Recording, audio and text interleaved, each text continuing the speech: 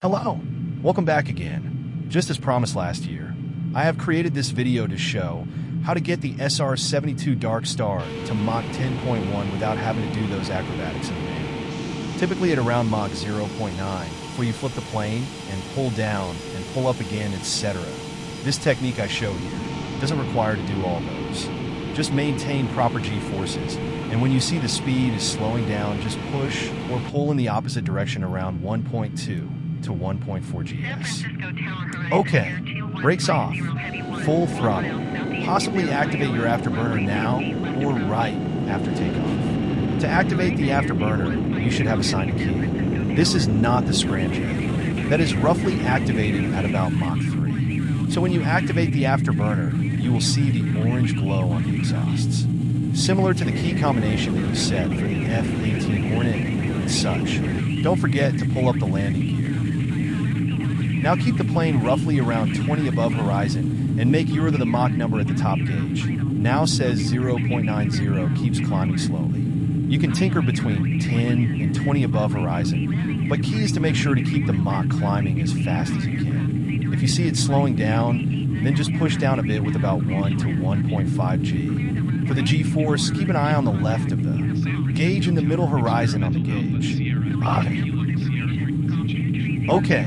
Now you see that the speed is still and not climbing anymore. Now you have to push down at around 0.2 to 0.5 G until you see the speed climbs again. Now important thing is that watch your G-force and just gentle consistent pressure in the opposite direction and you will see the speed will increase again. And when it does find a sweet spot where it balanced and doesn't get too slow, watch my G and also the horizon.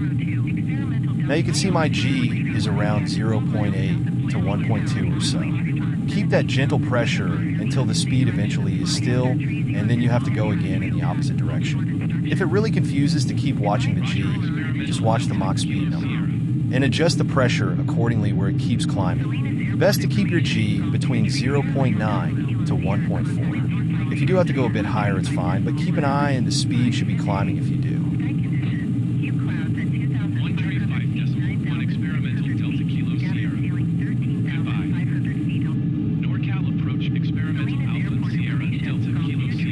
Okay, I'm going to pull now to keep increasing the speed. Watch the G again on the pressure. Again, ideally between 1.2 to 1.6 G. And try and not to exceed 20 on the horizon. I'm going to turn on the scramjet now. Not to worry, it will just beeping and won't kick in until around Mach 3. But just doing it early is better, so it will just automatically kick in at the right speed. And also turn on the fuel cells on the right. There's a button.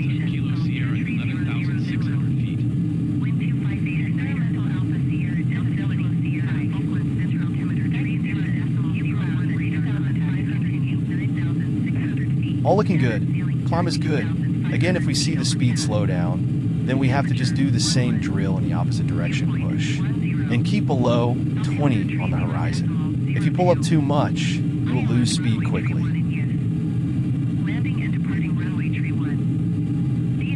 And if the speed is climbing without putting any extra pressure on the stick, that's okay, as long as the speed is going up.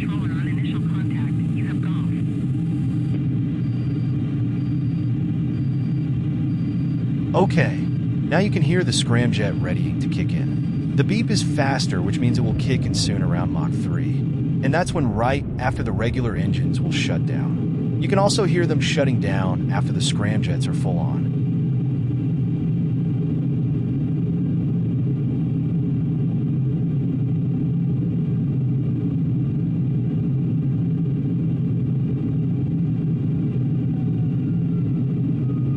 Yes, that is the sound of the regular engine shutting down. We just only need the scramjets for supersonic and of course the fuel cell.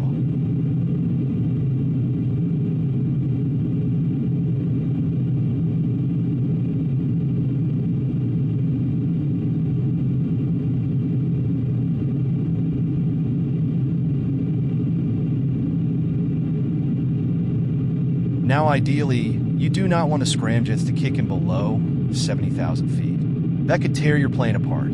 So that means not a good idea to be at Mach 3 roughly below 70,000 feet. If you see scramjets activate and you end up in a crash message, that means your altitude is too low. Now you can see you will face this situation again, where the speed will slow down, that when you have to do the same exercise. Push down slowly and watch your G-force until the speed picks up again. Also in this tutorial, I did not achieve Mach 10.1 in a single shot. It's common, not a big deal. Just have to push and pull a couple more times to get it to Mach 10.1. This is good as most people will run into this situation and abandon the flight.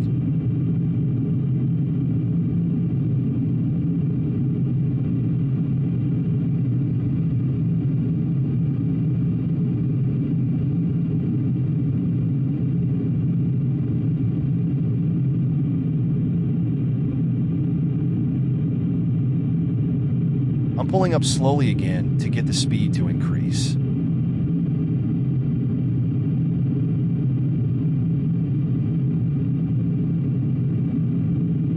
Okay, we're increasing again. We'll keep that hold.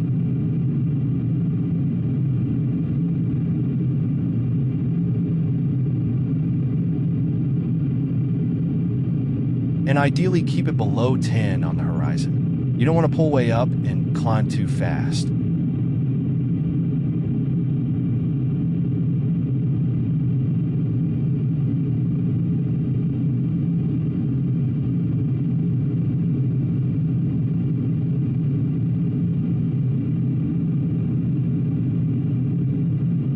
Now, the key thing is to get to Mach 10.1 before the altitude hits 275,000 feet. If you pull up too much, there is a high possibility you will hit 275,000 feet and get a Mach 9.95 or 9.98 and will never go up after. You can see this will happen in our case here. When that situation happens, all you do is push down again, as usually just for a bit, and get the speed up to Mach 10, and then slowly pull up until we hit 275,000 feet and level to horizon.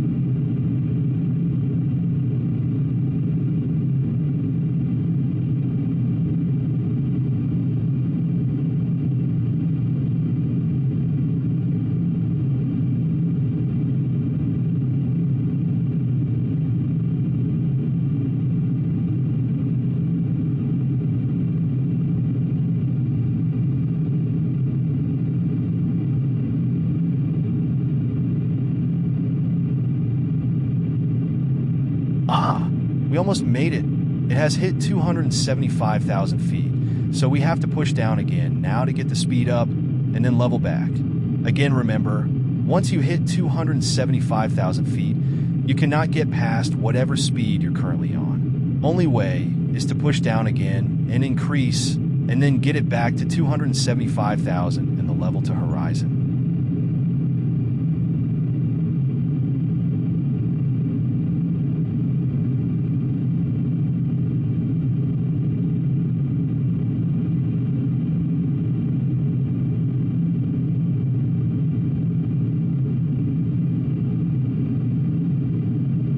Okay, it looks like speed won't increase. I'll try the opposite direction and pull up.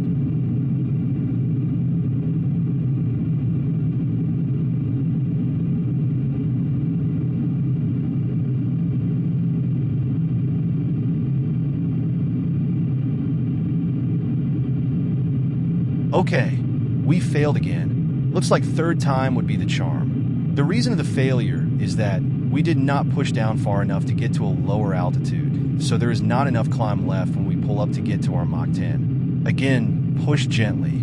Let's push down a bit more to a lower altitude and try again. I'm demonstrating this, so in case you don't reach Mach 10.1, then you don't have to abandon the whole flight and start again. Great! Finally reach Mach 10. Now we don't have to push anymore.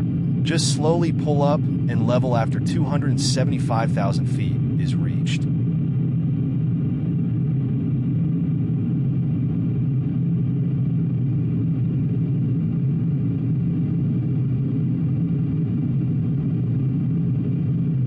Okay, Mach 10.1. It's all good now.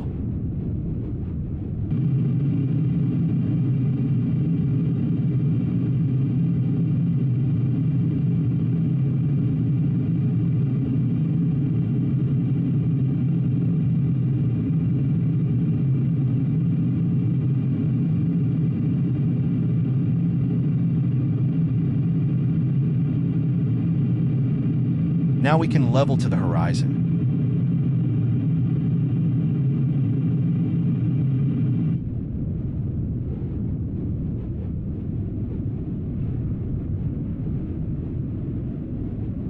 You see this beautiful orange glow on the external fuselage, which is due to the heat at Mach 10. It's similar to heating an iron rod on fire.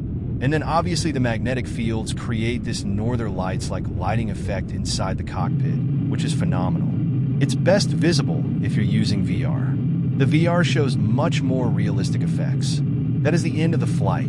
I will see you again with one more video on how to use your destination with a flight plan and the map in the cockpit, and maybe even possibly successfully land at the intended airport.